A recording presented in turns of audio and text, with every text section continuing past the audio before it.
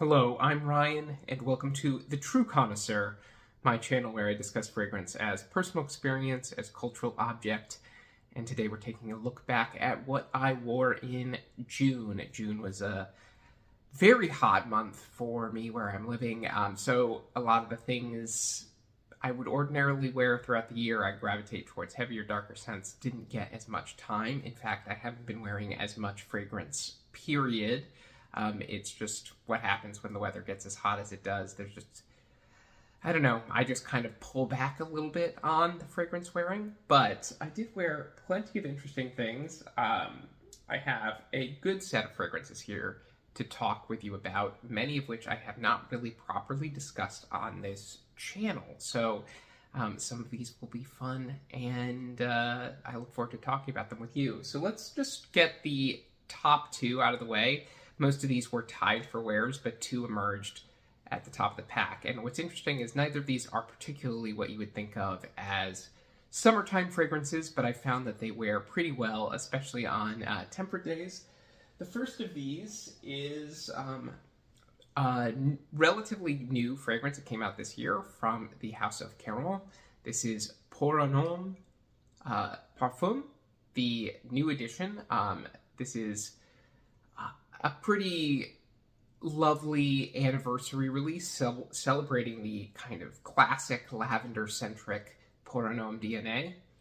What I really like about this is that it is a really gorgeous lavender bomb. The note pyramid for this celebrates all the different lavender materials that are in here, and you really feel like this is a ode to lavender. There is so much of a lavender presence here that is created by almost like these different types of lavender layered on top of each other. So what you get is, if you've tried the original Caron Un Homme, which has a very spiky, herbal, very realistic lavender, you get a richer, rounder lavender experience. It still feels very rich and deep, a little bit less photorealistic because it's a little less like I'm smelling a lavender plant and a little bit more like you're smelling the apex of lavender. There's just like so much intense lavender, so many different types of lavender. It's a really well constructed accord, and then instead of moving into the musk and vanilla of the original, it shifts towards a slightly musk tinged resinous base, kind of balsamic, very focused on the resins, and I actually find that a preferable change. I have always struggled with the dense, doughy vanilla musk base of the original. This is a nice upgrade for me. So actually I found this to be very comforting. I like to wear it in the circumstances that a lot of folks like to use lavender oils, early in the morning, before bed, just when I'm trying to calm myself, center myself. The performance, it lasts a while, but it's not like a very loud fragrance, so it suits like those kind of more intimate occasions very well. Beautiful stuff. I think fairly priced for what it is and the general high standard of quality that this represents. So recommend you check it out. The next is the newest fragrance in my collection. I picked this up not too recently. This is Manos Gerakinis Immortelle, and I'm not sure I'm pronouncing that correctly, that great Greek name, but this is Immortelle. I also really love Methexis from the same line, but I picked up Immortelle. What this is a... Immortelle is definitely the subject here, but it's kind of like Immortelle and vanilla with like green tones. If you like the kind of weird blend of stemmy greenness and vanilla in something like Angelique Noir by Guerlain, this might appeal to you. But it's probably closest of anything I've tried to Carner Barcelona Ambar del Sur, in the sense that it's kind of like a bright, cheerful, it feels kind of like beachy and Mediterranean to me, take on the vanilla theme. It can be a little bit much to wear in the summer weather, but it's been nevertheless pretty pleasant. I find it a pretty easy thing to wear. People seem to like it on me, so it's like a nice thing to wear when you're out with a bunch of people. You know, I don't really like wear fragrances for compliments, but I do try to be socially aware. So like when I'm going to an event with people, I'm trying not to wear the most like animalic off the wall thing in my collection, especially since my collection skews towards like a little bit more acquired taste scent profiles. So this has been like a really nice thing for me to wear. It's very comforting, very pleasant. So those were my top two. The rest of these start to get a little bit more into summery territory. One of my most worn was Acqua de Parma Colonia. Colonia is just what it is. It's a gorgeously soapy take on the eau de cologne that kind of stands on its own. It doesn't really have many peers, because what it does, it's a little bit unique, is lean into that orange citrus in the opening. And so you get this orange citrus that goes to this sort of like rose and jasmine heart. It's very simple, but you know, it's just so easy to wear. It's kind of the flagship release of this house for a reason. It's really been the house, like the fragrance on which the entire Acqua de Parma fragrance juggernaut now rests. So still in good shape, I think. I do kind of prefer the profile of slightly older bottles if you can find them, but the problem is the citrus notes tend to go off. So I would say stick with current stuff, but very easy to wear, very dependable. You know, I've worn a bunch of it over the years. Another old faithful fragrance for me, which I have talked about plenty on this channel, is Un Homme Sport by Caron. Sport is not a sport fragrance in any meaningful sense of the term. The green sort of like almost like mouthwashy color here is actually a good indicator for how this wears. It's very refreshing. There's a sort of herbal greenness, a slightly mentholated, that gives it a sort of minty element. It's not a proper mint note, but it has that sort of minty refreshness along with a kind of frosted, cool appeal. So you're getting the DNA of a classic fougere here. So you're getting a little bit of lavender vanilla, as though you poured a classic fougere into like a frosted mug.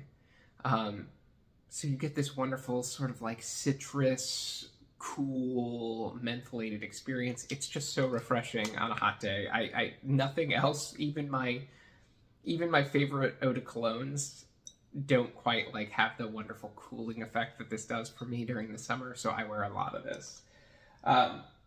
Speaking of another summer appropriate fragrance, Diptyque Philosykos Eau de Parfum.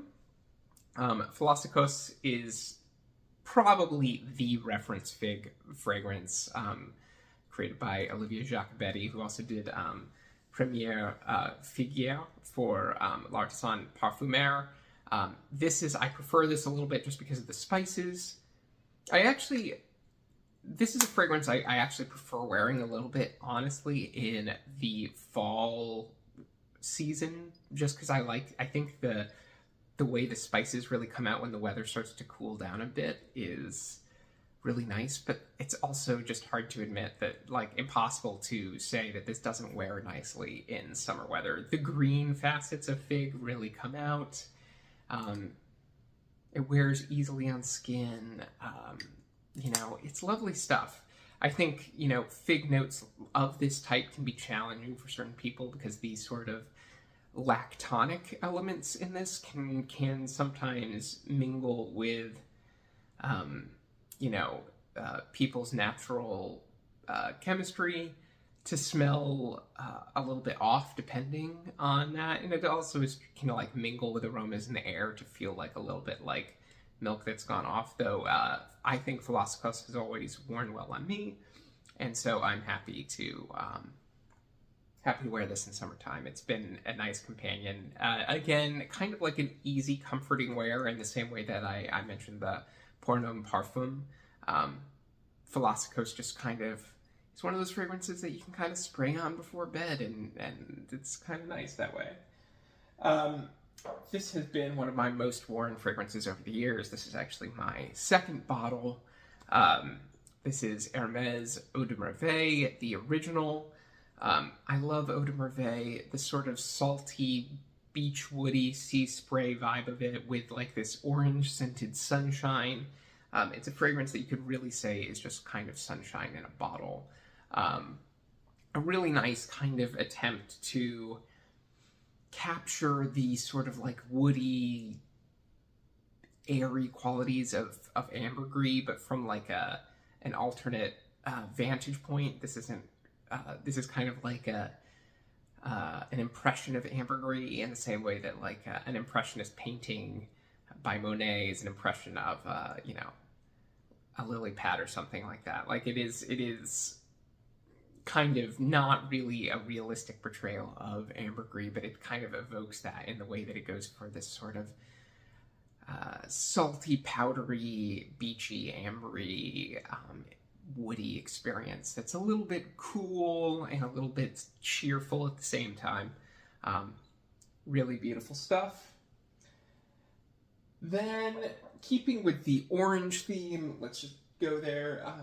This fragrance is perhaps a little bit heavy for summertime, but I don't care because I love it so much. L'artisan Parfumeur Seville. I've talked about this many times, but the gorgeous orange blossom, beeswax, incense. I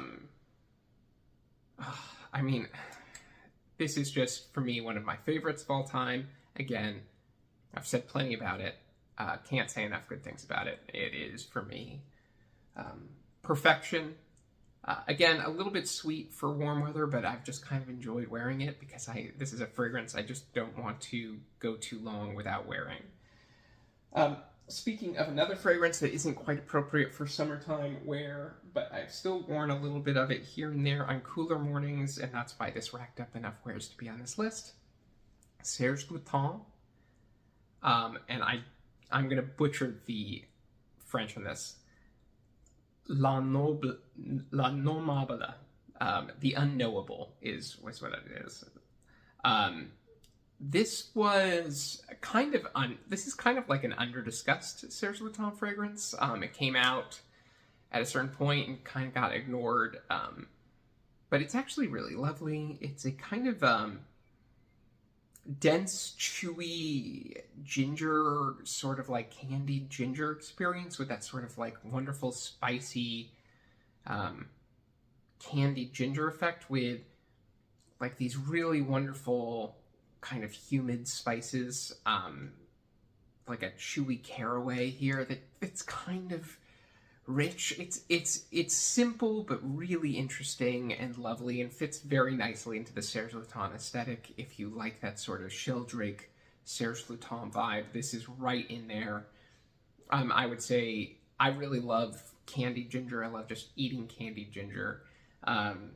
This is kind of a nice take on it. More appropriate to fall, I would say. Especially given how heavy it wears, but a few light spray, like one or two light sprays, has been perfectly fine, and I've just kind of enjoyed that as a companion. Now, last but not least, this is an interesting fragrance to talk about because I think this comes from a fairly controversial house among many. This is from Xerjoff. This is Casamorati Fiero. Fiero, if you don't know this fragrance, is essentially Dior Eau Sauvage on steroids. It is very much a tribute to that Eau Sauvage profile, but a lot of folks complain about Eau Sauvage that Eau Sauvage doesn't really perform all that well. I think Eau Sauvage is, on the whole, a better and more refined fragrance than this. It has that lovely jasmine and hedione elements that this doesn't really have. This is a much more bombastic, sturdy fragrance. In fact, it's a warm day, so I might as well wear it because it's appropriate. But this is like what you want if you want Eau Sauvage vibes, but really just want this to hang out. Because this is, again, Xerjoff, With my favorite Xerjoff fragrances, which that house has so many fragrances, and I gotta admit, I only care for a small proportion of what I've tried from Xerjoff, but I do think they're the house that kind of unlocked long-lasting but very like high-quality naturalistic citrus in a way that a lot of houses haven't, and I think that's Xerjoff's great accomplishment. If there is one that you can really give them credit for, is there's not really a house that does high-performance citrus better, because a lot of times when citrus gets amped up to really bombastic levels, it starts to feel harsh, it starts to feel artificial. Xerjoff has found a way to really boost up that citrus and keep it kind of beautiful and intriguing, and you see that in my favorite fragrance from the house, which is Kobe. But Fiero is also really nice in the way that it takes that sort of Dior Sauvage citrus opening and just, you know, kind of blasts it out there. So if you want that sort of zesty, lemony, bergamot refreshment, Fiero has it for you. It drives down to like a fairly nice green, sort of quasi-mossy, classic men's scent feeling. And again, it's not quite as sophisticated as something like as Dior Eau Sauvage is on a compositional level, but as a workhorse, it kind of really does a good job in summer, and I've been enjoying wearing it. So there you go. That's what I wore the most in June. Let me know if you've tried any of these fragrances. Let me know if you want to hear more about any of these fragrances.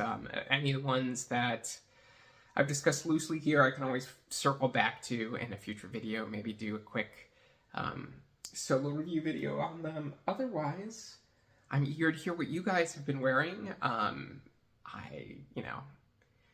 It's warm here. It's not warm everywhere.